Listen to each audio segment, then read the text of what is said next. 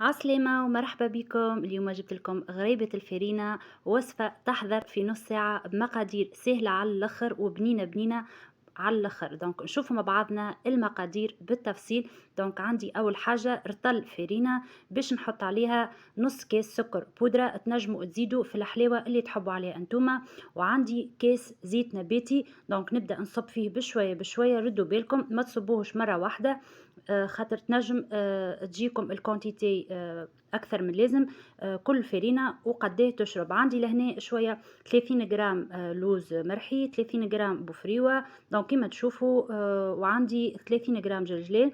قعدت نعجن فيهم هكايا بالطريقه هذه، ومن بعد باش نحطهم على الطاولة ونقعد نعمل لهم بالطريقة هذه. يلزم تنزلوا عليهم مليح مليح على قد ما تقدروا حتى تتحصلوا على بات ليس كيما تراو في الفيديو.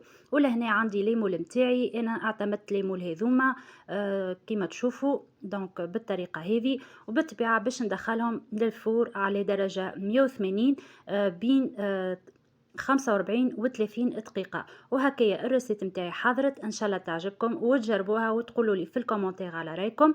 وبسلامة.